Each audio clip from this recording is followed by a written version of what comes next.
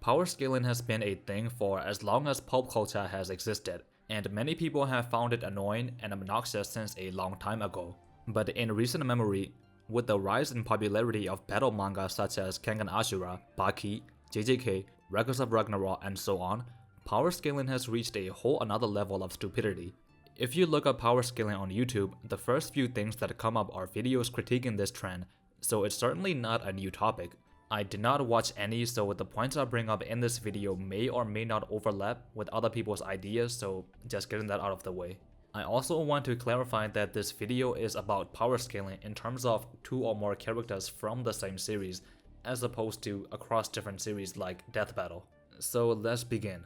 The one primary issue with power scaling, or rather people who obsess over power scaling, is that they treat the strength of these fictional characters and statements about their strength like there is objective and consistent science behind them, when in reality they're just plot devices that can change and fluctuate anytime. To illustrate my point better, I'll use one manga and one manhwa. One is Kengan Ashura, one of the most egregious examples of a manga with a power scaler fanbase.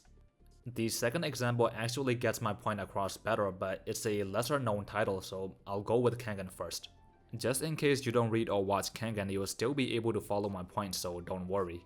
In Kengan Omega, I've often talked about how in the finals of the Kengan and Purgatory tournament, it should have been Wakasugi and Lolong. For those who don't watch Kengan, Wakasugi is a fan favorite supporting character. He's very strong, but not one of the absolute top. He has a rivalry with another character called Kano Agido, who once beat him rather easily. Kano is one of those top guys, and as a character, Waka's overarching story is trying to close that gap and hang with those guys. He once tried his best to meet Kano Agido in the finals of the Kengan Annihilation tournament, but neither made it to the finals. On the other hand, Lolong Donare is the king of the fighting promotion Purgatory, an individual who is similar to Kano in terms of rank and aura, even their nicknames are similar. As things turn out, the protagonist of Kengan Ashura, Tokida Oma, ended up fighting Lolong, whereas Wakasugi fought another character by the name of Faye. Why I think Oma should have fought Faye is another discussion, so focusing on Waka and Lolong, my opinion on this matter is a slightly room temperature take among fans of Kengan Ashura because many people do agree that this should have been the match. But many also disagree, and this is the kicker, and the part that is the most relevant to our video. In regards to a match between Waka and Lolong, many people who are against this idea say, why would you want to see this fight? Lolong would beat Waka instantly because of insert technique name or some in-canon statement about Lolong's strength. They say this because it's established in Kengan Ashura that Wakasugi has a weakness against certain types of fighters, and Lolong is one of them. So I acknowledge that their opinion is actually backed up by evidence in the manga, but hear me out. It literally does not matter.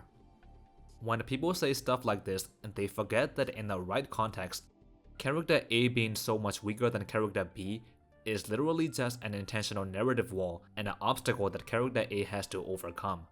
If the theme of the match is that Wakasugi has finally overcome those kings and emperor type fighters that he has always played second fiddle to, then he will literally beat Lolong. None of that Lolong's invincible soft style elbow is too much for Waka shit matters. I mean, Waka could lose, but if he loses, it may be because the narrative is that he still has more work to do if he wants to hang with those top guys. In any case, it's because of the flow of the story, not because Lolong's foresight, perception, prediction ability is objectively superior to anything Waka can do or some bullshit like that. I mean, of course, these two things could overlap, but power scaling bends to and accommodates the story, not the other way around.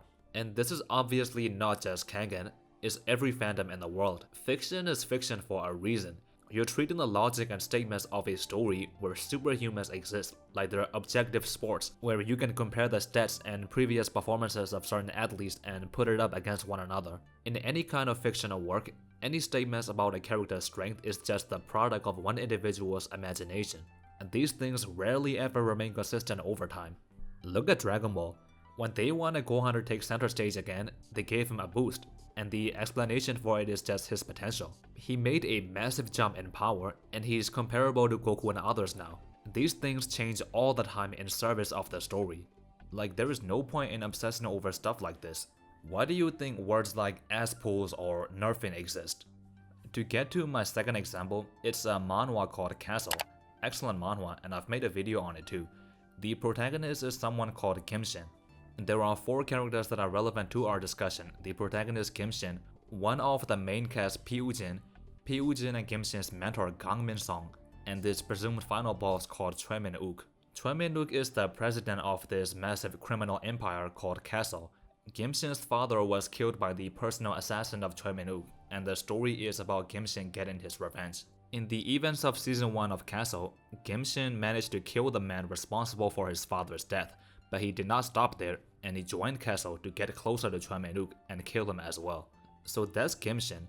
On the other hand, Pi-Woo-jin, who is also an enemy of Castle and an ally of Kim-shin, is like a Vegeta kind of character. He was cocky, but ultimately realized that he's below the protagonist. And that was definitely a hard pill to swallow for him, but he eventually became a more humble underdog kind of character, so that's his arc, trying to catch up to the likes of Kim-shin. Their mentor Gang-min-sung and the final boss Choi Min-wook used to be best friends, but Choi Min-wook was consumed by his greed and ambitions and turned evil, and Gang-min-sung could not stop him. Now in the story, Kim-shin is also getting deeper and deeper into Castle and the underworld, and pursuing his revenge to this extent is starting to consume him, whereas Pi-Woo-jin has actually become a more compassionate and kinder individual. So the popular theory is that history will repeat. Kim-shin will become the antagonist and Pi-Woo-jin will have to stop him, creating a parallel but this time with the good guys winning. It makes sense. Now, what do people who don't support this theory say? What is their counter argument? Surely it'll be something nice, right? It's, how is Pi-Woo-jin going to beat Kim-shin? Kim-shin is so much stronger than him. It doesn't make any sense. It's like, are you serious? That is literally the story. The gap between them, that's literally his arc to overcome it. The guy that had to come to terms with the fact that he's mediocre, finally overcoming the odds and reaching his potential by beating the strongest guy. It's right there in your face, but no, it doesn't make sense because of power scaling logic. I mean, I'm not saying this theory will for sure come to fruition. I don't know what the author is thinking, but saying that it won't come true because of, Kim-shin being stronger than Pi-Woo-jin when that's just a story element is stupid. It's like watching pro wrestling and saying, how is that little man going to beat the big towering opponent? The fact that the little guy beating the big guy seems like an impossible task is the very reason you're watching. It's because you want to see him pull it off somehow, which he can because the fight is not real, it's a drama. I don't know guys, it's not looking good for media literacy. I'm going to end this video before I start talking too much in circles. Like if you enjoyed, subscribe for more videos on anime, manga, pro wrestling, and movies. Peace.